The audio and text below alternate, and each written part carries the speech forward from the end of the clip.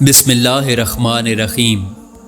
شروع اللہ کے نام سے جو بڑا مہربان اور نہایت رحم کرنے والا ہے۔ ایک بزنس مین نے خواب میں دیکھا کہ ایک شخص اس سے کہہ رہا ہے کہ تمہاری کمپنی کے مین گیٹ کے سامنے جو پھل بیچتا ہے اس کو عمرہ کرا دو۔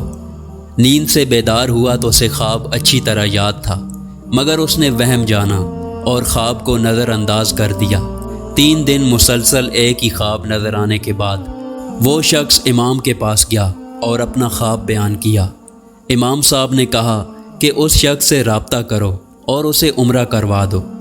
اگلے روز بزنس مین نے ایک ملازم سے اس پھل فروش کا نمبر معلوم کرنے کو کہا۔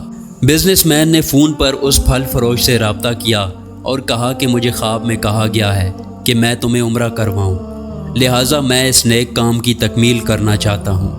پھل فروش زور سے ہنسا اور کہنے لگا کہ کیا بات کرتے ہو بھائی، میں نے تو مدت ہوئی ہے کبھی فرض نماز بھی ادا نہیں کی، اور تم کہتے ہو کہ تم مجھے عمرہ کروانا چاہتے ہو۔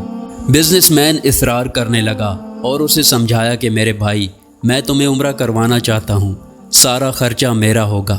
خاصی بحث کے بعد آدمی اس شرط پر رضامند ہوا کہ ٹھیک ہے، میں تمہارے ساتھ عمرہ کروں گا، مگر میرے تمام اخراجات تمہارے ذمہ ہوں گے۔ وقت مقررہ پر جب وہ ایک دوسرے کو ملے تو بزنس مین نے دیکھا کہ واقعی وہ کوئی شکل و صورت سے اچھا انسان دکھائی نہیں دے رہا تھا۔ اس کے چہرے سے عیاں تھا کہ وہ نماز کم ہی پڑھتا ہے۔ اسے بڑا تعجب ہوا کہ یہ وہی شخص ہے جسے عمرہ کرنے کے لیے خواب میں 3 مرتبہ کہا گیا ہے۔ دونوں مکہ مکرمہ عمرہ کے لیے روانہ ہو گئے۔ میقات پر پہنچے تو غسل کر کے احرام باندھا اور حرم شریف کی طرف روانہ ہوئے۔ انہوں نے بیت اللہ کا طواف کیا، مقام ابراہیم پر 2 رکعت نماز ادا کی، صفا و مروہ کے درمیان سعی کی، اپنے سروں کو منڈوایا اور اس طرح عمرہ مکمل ہو گیا۔ اب انہوں نے واپسی کی تیاری شروع کر دی۔ حرم سے نکلنے لگے تو پھل فروش بزنس مین سے مخاطب ہوا اور کہنے لگا، دوست، حرم چھوڑنے سے پہلے میں 2 رکعت نفل ادا کرنا چاہتا ہوں، نہ جانے دوبارہ عمرہ کرنے کی توفیق ہوتی بھی ہے یا نہیں۔ بزنس مین کو کیا اعتراض ہوتا، اس نے کہا کہ نفل پڑھو اور بڑے شوق سے پڑھو۔ پھل فروش نے اس کے سامنے نفل ادا کرنے شروع کر دیے۔ جب سجدے میں گیا تو اس کا سجدہ طویل سے طویل تر ہوتا چلا گیا۔ جب کافی دیر گزر گئی تو بزنس مین نے اسے ہلایا۔ جب کوئی حرکت نہیں ہوئی تو اسے معلوم ہوا کہ پھل فروش کی روح حالت سجدہ میں ہی پرواز کر چکی تھی۔ پھل فروش کی موت پر اسے بڑا رشک آیا اور وہ رو پڑا کہ یہ تو حسن خاتمہ ہے، کاش ایسی موت میرے نصیب میں ہوتی۔ اس خوش قسمت انسان کو غسل دیا گیا اور حرم میں ہی اس کی نماز جنازہ ادا کی گئی۔ ہزاروں فرزندان اسلام نے اس کا جنازہ پڑھا۔ وفات کی اطلاع اس کے گھر والوں کو دی جا چکی تھی۔ بزنس مین نے اس کے گھر کا تمام خرچہ اپنے ذمہ لے لیا۔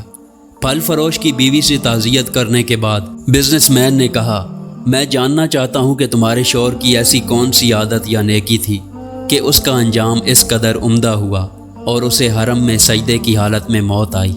بیوی نے کہا کہ بھائی، میرا خاوند کوئی نیک آدمی تو نہیں تھا، میں اس کی کوئی خاص خوبی بیان تو نہیں کر سکتی، ہاں مگر اس کی ایک عادت یہ ضرور تھی کہ وہ ہمارے ہمسائے میں ایک غریب بیوہ اپنے چھوٹے بچوں کے ساتھ رہتی تھی۔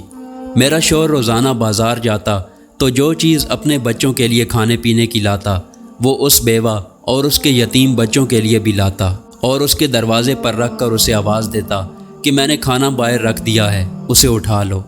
یہ بیوہ عورت کھانا اٹھاتی اور آسمان کی جانب سر اٹھا کر دیکھتی اور کہتی، اے اللہ رب العزت، آج پھر اس نے میرے بھوکے بچوں کو کھانا کھلایا ہے، اے اللہ اس کا خاتمہ ایمان پر فرما۔ زندگی تو جیسے تیسے بہرحال گزر ہی جانی ہے، لیکن جس قدر ممکن ہو لوگوں کی مدد کیا کرے۔ اللہ تعالی ہمیں ہر طرح کی برائیوں سے اپنی پناہ میں محفوظ کرے اور ہمارا خاتمہ بھی ایمان پر فرمائے، آمین۔ اس قسم کی مزید ویڈیو دیکھنے کے لیے ہمارے چینل کو سبسکرائب کریں۔ شکریہ۔